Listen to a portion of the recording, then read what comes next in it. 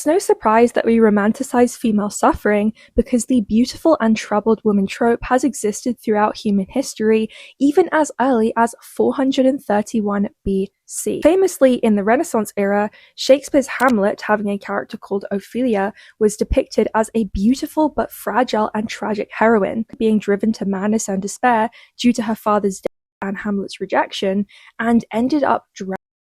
Her death is always romanticized in these paintings, having her surrounded with garlands of flowers, beautiful makeup, long flowing feminine hair, ultimately setting a really strong foundation for this tragic but beautiful and very mentally ill female trope. One of the most famous paintings from this time, and also one of my favorites, is a painting by John Everett Millis, who painted Ophelia depicted in a Surrey stream surrounded by beautiful flowers which all have different hidden meanings, even though she's drowning. This painting feels so serene, so beautiful, so calm, and so atmospheric, even though the subject material is ultimately extremely dark. Now, one of the reasons why I love this painting so much is because every single flower that is depicted in this painting represents something different that is correlated to the story of Hamlet and therefore Ophelia.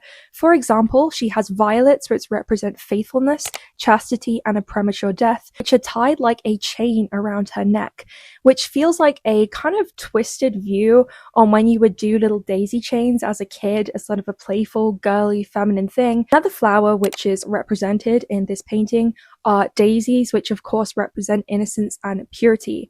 And one of the things that I really love is that you can't necessarily tell the character's mental state just from a quick glance at this painting. You have to know the story in order to understand what's going on, and you have to look into the deeper meaning of the flowers and the overall ambience of the painting in order to understand what it means. You have to know the story, you have to see the portrayal of a woman who is beautiful and serene, offering a romanticized view of her mental state, which to some could be seen as objectifying her suffering. Another example we have is the sick girl trope, which was so common in the Victorian beauty standards and stories, featuring these beautiful but very sickly women. For example, we have the protagonist of Alessandro Dumas's La Dame à Camélia, I'm sorry about my pronunciation, whose tragic, often fatal illness seems to enhance the beauty of the woman and the story, with being very pale, very sickly looking, very frail, being seen as hallmarks of the beauty standard of that time. And of course, in more recent times, we have the 2011 American McGee's game, Alice Madness Returns, which features the main character, Alice Liddell, taking the beautiful and troubled woman trope, but turning it on its head a little, because instead of being a helpless, tragic young girl who is looking to be saved by a man, she remains deeply traumatized, but is a survivor who is able to turn her poor mental state into a weapon to avenge her family's murder, which honestly is one of my favorite games. Like, I need to make a video about this one too. Some of the more famous modern day examples include the Jennifer's Body movie, which again is extremely famous. Actually, a young girl who was assaulted by a group of men and ended up being turned into a demon because of this. And she uses this power to basically avenge herself on what they have done to her and to try and take out her anger about how men have treated her. At the end of the day, Jennifer is actually the victim of the story, but we're also seeing it through her friend, who also has romantic feelings for her. So there's also a really interesting queer twist to this movie, and it's one of the reasons why I love Jennifer's Body as a movie as well.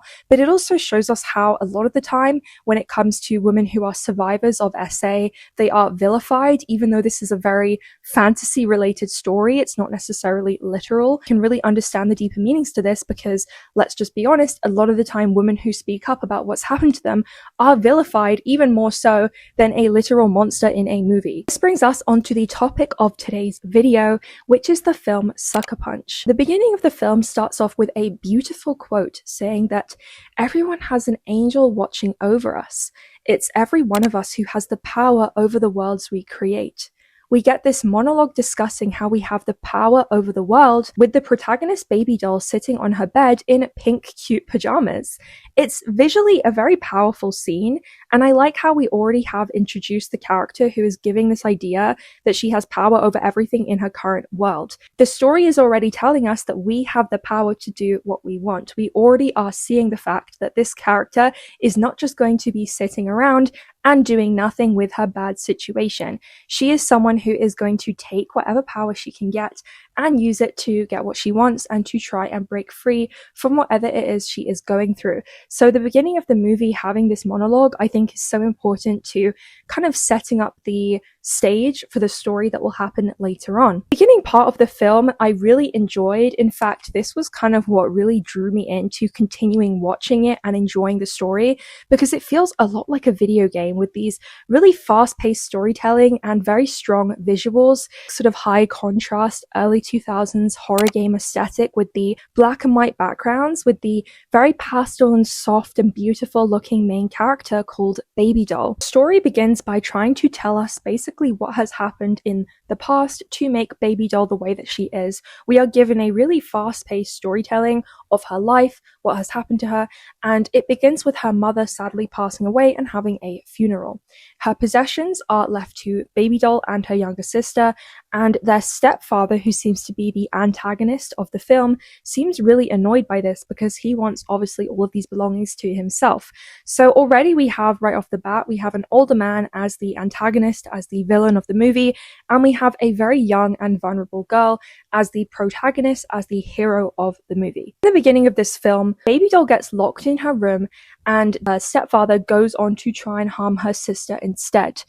Now, most people would probably think, well, she's probably gonna cry in her room, be upset about this because it's horrifying, but instead what Baby Doll does is she climbs through the window, escapes, finds a gun, and points it at this old man's head before he can hurt her sister.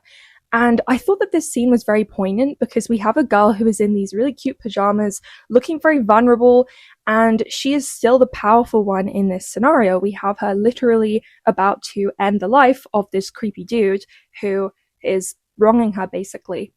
And she manages to shoot. However, unfortunately, tragically, she shoots it by mistake at her sister, not at the old man. So she has the option to end his life, but instead she runs out of the house. And it's here where I think that the dissociation and the kind of hallucinations start, because I think this is a character who obviously has had something absolutely horrendous happen to her. First of all, her mother's passed away. Second of all, her sister's passed away. And without knowing it, this was by mistake her fault. She didn't know, but unfortunately she did this. So it's just a horrible situation for anyone to be in. Of course, the police turn up to figure out what has happened. Stepfather of Baby Doll, of course, blames everything on her, and Baby Doll is taken off to what we can assume is an insane asylum.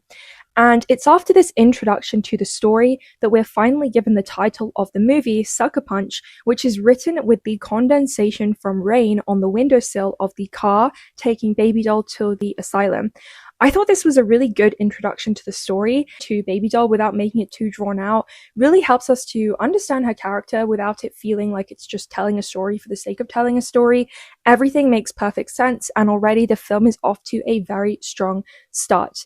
Now, I thought it was interesting that the car that she gets driven into the asylum, and again, this might just be me not knowing about cars, but it looks a lot like a funeral car. It's very gothic, and I wonder if the choice behind that is because it feels like figuratively her life is literally ending because she's being sent to a place where she might never get out. And again, I do want to make a point that, of course, historically, women having crimes blamed on them for being crazy has been quite a common theme throughout human history. You only have to look at books like The Yellow Wallpaper, where it has to be called insane by the husband or the male head of the household. And because he has called them crazy, everyone takes his word for it without even asking the woman her side of the story.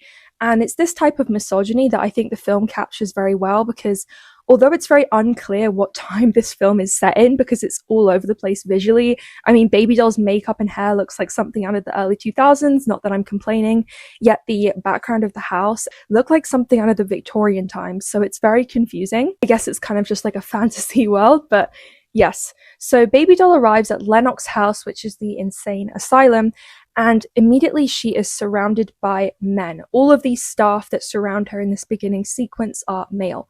And she looks over at a fight that is breaking out.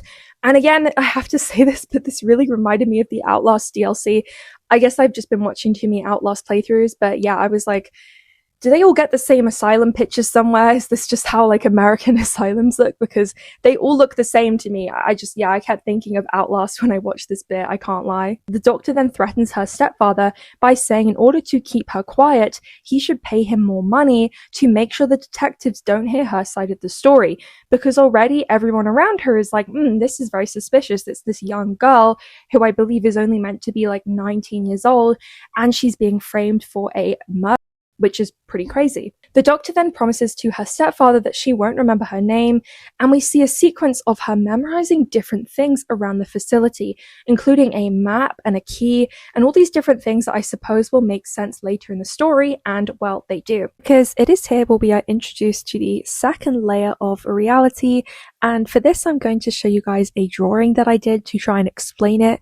So essentially there is the normal reality that Baby Doll is in, which is the asylum, that is the true reality, and there are two different layers of fantasy worlds / dissociation that she has. So the first layer that we're introduced to is a brothel that she imagines. It's not very clear why she imagines a brothel, and to be honest, I didn't even know it was a brothel in the beginning, but yes, that is the first layer that we're introduced to and that I will be discussing. So it's not reality, but it's kind of an imaginary world that feels real to her that we are presented with in the story. So after finding out that this place is in fact now a fantasy world, we are still introduced to the characters who do exist in the asylum, but now they are in the brothel. So we have a variety of characters who we're introduced to, all of these different girlies, all who have these really cute looks. And one of them, who is called Rocket, I believe, shows Baby Doll around the place. And there are like dance sequences happening. We get all of these like lavish costumes. And the dance sequence that the doctor guy, who is definitely supposed to be evil, does is very lavish. It's very cool. I was kind of really confused by this, and I was trying to make sense of it, but I honestly couldn't. And they have a song which is called Love is a Drug, and honestly the song was incredible. This was such a good performance. Now after this happens, we then see the dance instructor lady, who I think is like the co-head of the asylum, now saying that for Baby Doll to stay there, she has to dance. And when they say dancing, it's not really quite made clear what this dance is. Obviously, now that I know that this place was meant to be a pseudo brothel, you can kind of assume what type of dancing it is, but I was like, is she gonna do ballet dancing? I don't know what type of dancing she's gonna do, but it seems like it's kind of like, like a sultry sort of dance, if you get my drift. So we then get this scene where it feels very uncomfortable in the beginning, and I think I was kind of expecting the worst from this scene, where we have all of the girls kind of like doing these dances with an audience of men watching them practicing, and it just felt unbelievably uncomfortable. In order for Baby Doll to survive in this place, she has to master this dance, whatever this dance is. And I'm wondering if the dance is an allegory for how women have to survive in society by doing a metaphorical dance in order to appease and appeal to men. And I wonder if the dancing is kind of like meant to represent that, the way that women have to present as attractive and friendly to men in order to survive. I wonder if it is something to do with that, and that's kind of the implications that I thought it had. We then get one of the best scenes in the entire film, which is where we get this insane sequence where Bjork music is playing this incredible song. Wish I could play it in this video, but unfortunately it is copyrighted, but I'll put the song here if you guys want to listen to it. It's incredible. And we see Baby Doll in this cold dojo type place, which I believe is supposed to be Japan.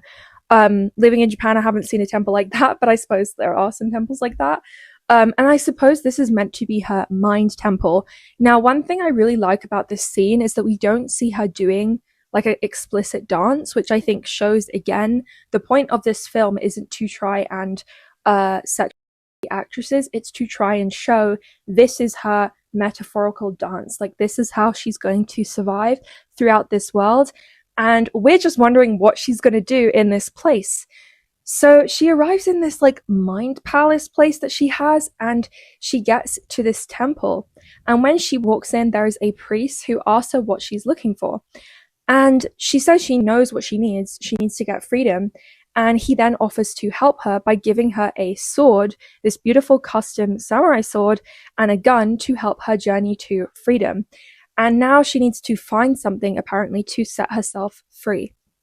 Now, after this, we then see her with these weapons fighting some zombie samurai, which I believe can maybe represent the three horsemen of the apocalypse. I don't know. But she doesn't seem afraid in this scene. And I think that that's a really pivotal moment for the film, is that you see her in a very horrifying scenario, which is ultimately way more scary than anything that's happened previously in the film in the real world. But in this fantasy world, she's not afraid. She's confident. And I believe that the creator of this film was inspired by a lot of kind of like characters from anime and manga. And being an absolute nerd myself, I can totally see why. There's obviously a couple inspirations in her design. And I wonder if the fact that she is just a little bit confused, she's like, oh, okay, but she's not afraid, if that is on purpose, because it's showing that she is confident in her abilities. She knows that she can defeat them. And so she defeats these three massive zombie samurai, and we get this really badass scene of the building collapsing behind her while she leaves. Such a cool scene. Love the music, love the scene. This was the reason I wanted to cosplay her when I watched this, because I was like, yeah, this is so freaking cool. Obviously, this is her mind palace, so she can control what happens. But even in this place where she is choosing to control it, it seems like she still goes through difficulties. It's not like it's a perfect place, like her mind palace. And I suppose this is the third layer of reality to the film. So we had the first layer, which is obviously the asylum. We have the second layer, which is the I forgot the name, the brothel, and then we have the third layer, which is the completely wacky fantasy kind of made up world that exists in Baby Doll's mind. And I was honestly really impressed by this. I thought this was so cool. And it seems like the other characters were impressed too, because Baby Doll is then transported back to the dancing studio and everyone applauds her at that moment. Interestingly enough, after this sequence where Baby Doll fights all of these massive demons, we then find out from the other dancers that they visually did not see her fighting these demons. Obviously, they saw her as the second reality, where I suppose she was literally dancing, which is a really interesting thing to consider, because it shows that in this reality, which is also a fake reality, they don't see the same fake reality that she's in. So it's just a whole other level of kind of hallucination, I suppose. Now, as soon as this happens, Baby Doll then decides, okay, I'm just going to tell these girls what's up, what I'm thinking of, and she discusses with them the fact that she has a plan to escape. And my other favorite character, Rocket, who is so cute, love Rocket's character design, says that she wants to come with Baby Doll, and she's like, yeah, I'm totally down to do this. But Rocket has a sister who I forgot the name of the sister, so I called her Lana Del Rey, because she just kind of had the same vibe as Lana Del Rey to me. But I believe she's Sweet Pea. Sweet Pea is Rocket's sister, her older sister. Sweet Pea is very suspicious of Baby Dolls. She's kind of like in every way an opposite. She's quite cold, she's quite standoffish, she doesn't trust people easily, whereas we kind of get the sense that Baby Doll is someone who's quite naive, quite easily trusting. It feels like the two characters are definitely very different, which is interesting considering what we learn later on. It's then that Baby Doll shares with them that she knows where everything is, and that she knows where the lighter, the key, all of these supplies that they need to escape are, so she actually can come up with a legitimate plan. Everyone seems to somewhat agree that they will give this a go, because they're just kind of like, well, clearly she actually means business, she takes this seriously, all of that. And so all of the characters basically help her to get these items, and we get all of these really cool dance sequences where, again, they go to this third imaginary world and they fight all of these different battles involving different creatures and different fantasy settings. So Sweet Pea's like, okay, fine, I can get the map. And while she does this, we get all these other incredible dance sequences, such as seeing this kind of Alice in Wonderland themed song. This song is played in a war themed world, which again is why I really have to correlate this to Alice Madness Returns. Like, honestly, it reminds me so much of that game. And we also get this other world where one of the girls gets like a mecha, which is so cool. Reminds me of Diva from Overwatch. And she uses this to pilot against the soldiers, who are also apparently zombies for some reason, because hell yeah, let's just throw in every single cool thing. I'm not complaining, honestly. It's very steampunk. And it's interesting how in these battles, again, we have a team of all girls, yes, albeit very scantily clad, but ultimately badass. I think every girl that I've seen who's watched this film loves these sequences because it's kind of very liberating in a weird way, because we see all these girls who are dressed in very cute anime-esque outfits, very alternative, very cool, very much the type of thing that I think a lot of us dreamed of wearing when we were teenagers, sometimes even now, honestly. In general, that they're fighting does get away in a warship, but it turns out that then they get out a machine gun and manage to take the entire warship down. Like, every single time something in this story would change, I was not expecting it. I was like, oh, well, he got away. Wait a second, how are they doing this? Like, it's so camp in a way. Like, it feels very comical. It feels very iconic. I was just like, yeah, like, okay, I'm just here for the ride, to be honest. I didn't know what I was expecting, but this was definitely not it. Now, after all of these battles where the girls have effortlessly managed to defeat all of these enemies and get these items, we then find out that the director is so impressed by Baby Doll, he says that she should do a private dance for the mayor. Now, obviously, Baby Doll doesn't want to actually do this because the mayor is just kind of like a creep. So we get another cool fighting scene where they are now fighting dragons, and I believe they're fighting orcs as well. It's very Lord of the Rings. I absolutely love this one. And this scene just was so insanely cool. Like, oh my gosh. And Baby Doll kills this dragon while it's asleep and pulls out this weird crystal thing, which seems to be like its heart or something, and it makes an aurora light in the sky. I mean, it's just so extra. I don't even know what they were thinking when they made this. I was kind of like, okay, like, I'm just experiencing this. And then after this, the mum of the dragon arrives, and it turns out the dragon's like a baby dragon, I guess, because it was like a smaller dragon, and the mum's like annoyed. And I have to say, like, although I feel like, was it evil, her killing that dragon? Was the dragon evil? I don't know. But this scene of her slaying the dragon was insanely cool. I absolutely loved the slow motion with the sword. I was like, wow, this is just absolute cinema. Like, you watch it and you're just like, yeah, this is kind of like how I imagined cool movies were growing up. Like, it's just really cool concept. Like, I don't know, it's kind of one of those things where you're like, if I was making an OC, this is the type of thing that I would make my OC do. It just looks really cool, you know? But unfortunately, all of this is too good to be true, because as soon as we get all of these insane sequences with them fighting and winning, and everything is just going so well, and I'm like, yeah, this is a cool movie, good for Baby Doll. We then get a horrible scene where the director threatens to Baby Doll, which is absolutely horrible, and it seems like he's kind of caught on to the plan. It's very uncomfortable to watch, but again, I suppose it just kind of shows the evilness of that character.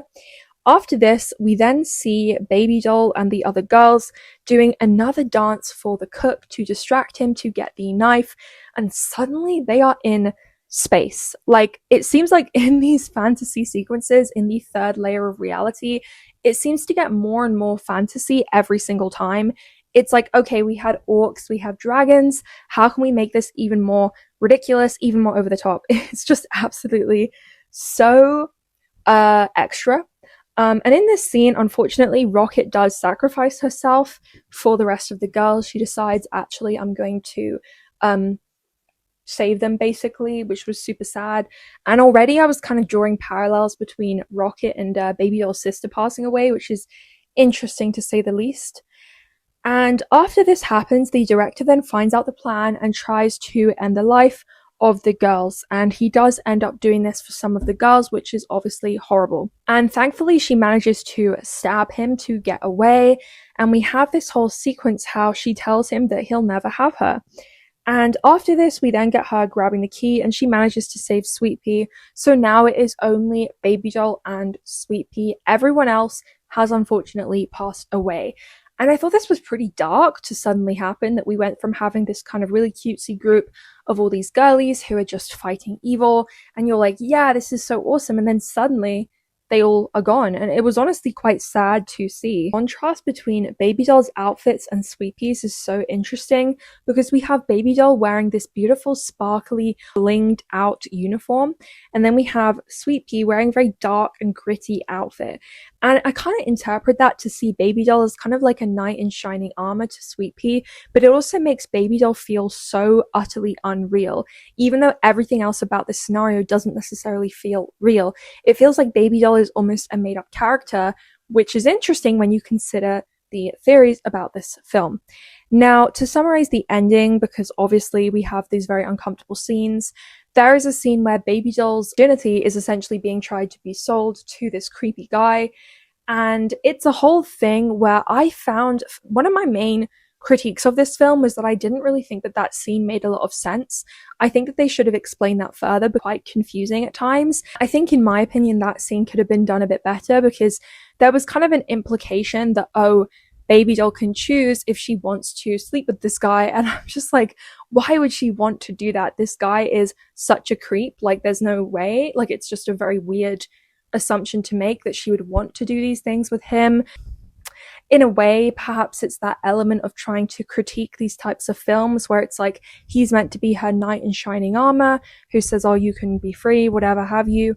But I don't know, it just felt very creepy, and I was like, this doesn't make a lot of sense. This director guy is kind of correlated to being the symbol of the lobotomy, which I thought was a very interesting comparison because then we get a contrast between this and reality, where we see the reality, the first layer, like the real world, where Baby Doll is in the asylum out to get the lobotomy, and the staff performing the lobotomy are kind of creeped out because they're like, she looks like she wants to get a lobotomy. She has this look in her eyes where she's like, finally, I'll be free from all of this. We as the audience are purposefully confused. We don't know what Baby Doll's feelings are all of the time. We don't know how she's going to react to this, and ultimately Baby Doll is not a perfect main character because she's just trying to survive. We don't know if having the lobotomy is her way to finally get rid of that pain of having gone through all of this trauma and knowing there's nothing she can do about it, and in a very dark sense, is that the only option that she has left at this point in order to try and get rid of all this pain and suffering that she is going through right now? But obviously, as like a feminist and as any person with kind of common sense, I was like, why would she be happy about that? Like, it doesn't make a lot of sense. And I think the movie could have definitely shown this in a different way. I think that having this male character who is ultimately like going to essay her and then kind of saying, oh, well, you can choose if you like it, it's kind of a bit weird. Like, I don't know about that one. So to summarize the ending of the film after all this happens really quickly, then get a scene where Baby Doll manages to sacrifice herself for Sweet Pea, hands her everything, and manages to get her out. So Sweet Pea manages to escape the asylum and basically go on to live a normal life, and Baby Doll, whether she was real or not, is left behind. And the reason that I keep kind of referencing if Baby Doll is real or not is because after watching this film, I realized a lot of fan theories that I was reading were obviously pointing towards the fact that Baby Doll was a character that Sweet Pea created in order to deal with everything that she had gone through, because Sweet Pea could have been the girl that Baby Doll was in the beginning, and Rocket was Baby Doll's sister in the beginning of the story. But again, this is all very confusing and difficult to understand if you watch the film the first time. You do have to really dive into it and research the lore in order to understand a lot of these points. So it's not necessarily easy to understand. So now we get on to my critiques of this film, because although I think it is a very interesting film and I would recommend watching it, I do have quite a few critiques. First of all, I feel like this movie definitely was marketed towards the wrong audience. And I don't know if that was intentional or not, but when you look at the trailer, it doesn't really make a lot of sense compared to the film. And it reminds me a lot of how with Jennifer's Body, the reason Jennifer's Body didn't get such a good reception for the film was because I don't think that the marketing team did a good job of marketing it to the right audience. With this film, I honestly feel like it's the same thing. But then again, that could have also been a marketing tactic in order to get more people to see his film, because if you guys know, one of my favorite animes, Madoka Magica, which is by Urubutsu, was actually marketed towards men and people who liked magical girl anime, and then obviously shocked them when they watched the actual anime, which is a lot darker than what they were expecting. Because I feel like a lot of people would walk out of this film being completely and utterly confused by what they have just seen. And obviously I can't speak for how it was received at the time because I didn't watch it at the time, but I can understand how anyone going into this film who didn't necessarily know anything about the story would just be super confused because it just makes no sense from an outward glance. I feel like this film is a really interesting analogy about being, just first of all, being a woman in society at any time. I think it makes a lot of sense, especially talking about these of mentally ill women. I think this film does somewhat of a good job of exploring that, and I think it's really interesting to see how it explores those themes. The way that Baby Doll as a main character is not necessarily a perfect person. She actually harmed people, she's killed people, but we feel sympathetic towards her because she's portrayed as cute and fragile, and she's also a heroine who saves other girls despite the fact that all of the girls ended up dying except for basically herself, Sweet Pea.